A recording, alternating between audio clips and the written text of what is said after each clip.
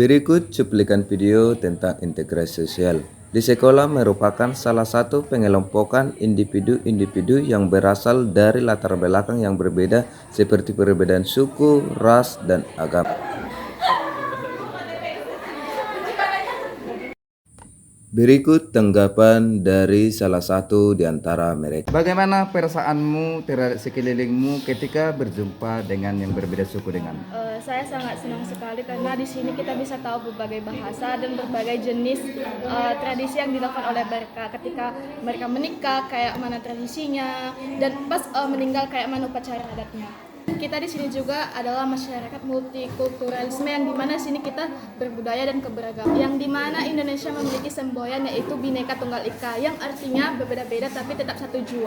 Dan keberagaman ini menjadi kekayaan bagi negara kita sendiri dan berbeda dengan negara lain.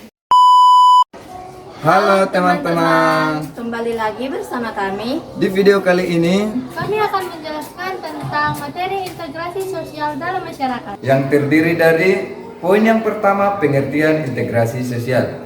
Poin yang kedua, faktor penghambat dan pendukung integrasi sosial. Poin yang ketiga, bentuk dan proses menuju integrasi sosial.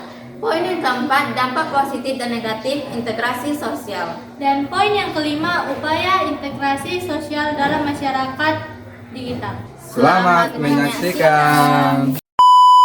Poin yang pertama itu pengertian integrasi sosial. Apa sih itu integrasi sosial? Integrasi sosial adalah proses penggabungan atau penyatuan individu-individu atau kelompok-kelompok sosial yang berbeda ke dalam satu kesatuan sosial yang harmonis dan inklusif.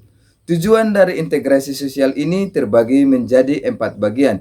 Yang pertama itu meningkatkan kesadaran dan pemahaman tentang betapa pentingnya integrasi sosial ini. Yang kedua itu meningkatkan kemampuan individu-individu untuk berinteraksi dan berkomunikasi secara efektif.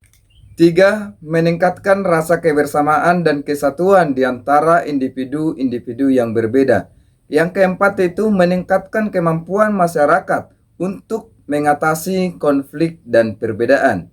Adapun faktor-faktor yang mempengaruhi terbagi menjadi beberapa bagian.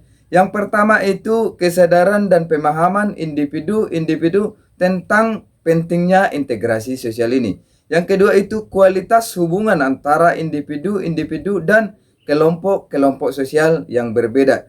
Sebagai contoh integrasi sosial dalam masyarakat. Yang pertama itu adanya pengembangan komunitas yang inklusif dan beragam. Yang kedua itu pengembangan kegiatan sosial dan budaya yang mempromosikan integrasi sosial. Poin yang kedua yaitu faktor pendukung dan penghambat integrasi sosial. Faktor pendukungnya terbagi menjadi 6. Yang pertama, sikap sabar, toleran, dan penuh pengertian menghadapi orang asing sesuai dengan kebudayaannya masing-masing. Yang kedua, kesempatan di bidang ekonomi yang seimbang, masing-masing individu diberi kesempatan yang sama untuk mencapai kedudukan tertentu atas dasar kemampuan dan jasa-jasanya. Yang ketiga, sikap terbuka golongan penguasa sehingga meniadakan kemungkinan diskriminasi. Yang keempat, adanya kesamaan dalam berbagai unsur kebudayaan, yaitu semakin banyaknya kesamaan yang ada maka makin mudah bagi dua kelompok kebudayaan atau lebih untuk berintegrasi. Yang kelima, perkawinan campuran atau amalgamasi antara kelompok anggota-anggota dari golongan atau kelompok yang berbeda. Yang keenam, adanya musuh bersama dari luar cenderung memperkuat rasa kesatuan pada masyarakat. Kemudian selanjutnya ada faktor penghambatnya terbagi menjadi 6 bagian. Yang pertama, dari isolasi kebudayaan suatu golongan tertentu dalam masyarakat. Hal ini yaitu suatu golongan sengaja diasingkan atau mengasingkan diri sehingga tidak terjalin hubungan intensif dengan anggota masyarakat. Yang kedua, perasaan bahwa suatu kebudayaan golongan atau kelompok tertentu lebih tinggi dari kebudayaan golongan atau kelompok lain. Yang ketiga, dalam batas tertentu, perbedaan warna kulit atau ciri-ciri badania lainnya dapat pula menjadi penghalang bagi berlangsungnya integrasi sosial. Yang keempat, perasaan in-group yang berlebihan sehingga membuat warga kelompok terlalu terikat pada kelompoknya dan sulit menerima keberadaan kelompok lain. Yang kelima, tindakan diskriminatif golongan penguasa. Tindakan yang membeda-bedakan dan tak memberikan kesempatan yang sama, menimbulkan kebencian, kecemburuan, bahkan pertikaian yang menghambat integrasi sosial. Dan yang terakhir, keenam, perbedaan kepentingan dan pertentangan pribadi antar kelompok yang akhirnya berujung pada pertentangan antar kelompok. Poin yang ketiga, bentuk dan proses menujunya integrasi sosial terbagi menjadi 4 bagian dan dapat kita gambarkan seperti ini. Yang pertama, akomodasi, yang kedua kerjasama, yang ketiga koordinasi, dan yang keempat asimilasi. Yang pertama akomodasi, yaitu adanya kesadaran, keinginan kepentingan dari berbagai pihak untuk saling bekerja sama seperti saling membantu dan memiliki rasa simpati. Dan yang kedua kerjasama, yaitu terjamin bekerja sama berbagai bentuk seperti saling menghormati dan menghargai keberagaman. Dan yang ketiga koordinasi, masing-masing pihak berupaya meningkatkan kesatuan dan mempertinggikan kesatuan dengan menyelaraskan perbedaan yang ada. Dan yang terakhir asimilasi, yaitu batasan-batasan hilang integrasi menjadi satu kesatuan, kelompok-kelompok masing-masing berubah dan saling dapat menyelesaikan diri. Sebagai contoh, di Indonesia terdapat berbagai pengelompokan kulit. Ada 3 pengelompokan kulit di Indonesia. Yang pertama, kulit hitam, yang kedua, kulit sawo matang, dan yang ketiga, kulit putih. Di sini terdapat batasan-batasan yang ada di setiap kelompok. Nah, di asimilasi tersebut, batasan-batasan itu dihilangkan dan kelompok-kelompok itu dapat saling menyelesaikan diri dan tidak memandang latar belakangnya tersebut. Poin yang keempat yaitu dampak positif dan dampak negatif reintegrasi sosial digital. Dampak positif terbagi menjadi 4. 1. Mempercepat komunikasi dan koneksi, yaitu mempermudah interaksi jarak jauh, menjalin hubungan yang terputus, dan memperluas jaringan sosial. Yang kedua, akses informasi cepat, yaitu memudahkan pertukaran pengetahuan, wawasan, dan edukasi yang meningkatkan pemahaman antar golongan. Yang ketiga, pemberdayaan kelompok rentan, yaitu membantu kelompok marginal atau terpinggirkan untuk bersuara dan mendapatkan dukungan melalui platform sosial. Yang keempat, fleksibilitas dan efisiensi, yaitu meningkatkan kualitas hidup dan efisiensi dalam bekerja serta bersosialisasi.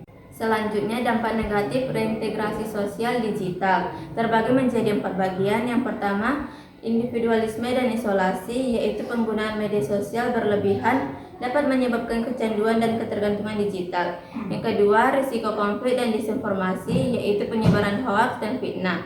Yang ketiga, masalah privasi dan keamanan, yaitu ancaman pencurian data pribadi atau bullying dan penyalahgunaan identitas.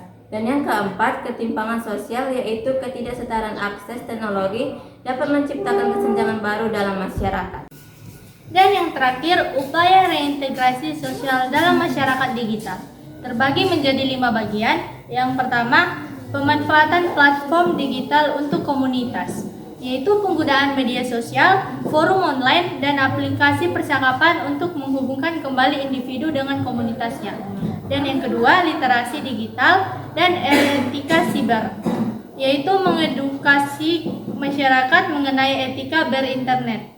Yang ketiga, informasi identitas digital positif, yaitu mendorong perbuatan konten positif dan membangun reputasi online yang baik. Yang keempat, revitalisasi ruang publik fisik, yaitu menyeimbangkan integrasi digital dengan pertemuan tatap muka atau offline untuk menjaga ikatan sosial. Dan yang kelima, pendampingan sosial online, yaitu menggunakan teknologi untuk memberikan layanan konseling atau dukungan psikologis bagi kelompok yang terisolasi. Sekian dan terima kasih atas pemaparan materi yang dapat kami sampaikan, yaitu tentang integrasi sosial. Untuk itu, Tetap dukung kami dengan cara Like, comment, and share. Supaya apa? Supaya kalian mendapatkan video-video terbaru dari kami, dan kami juga tetap semangat untuk membuat video selanjutnya. Terima kasih. Bye. Bye.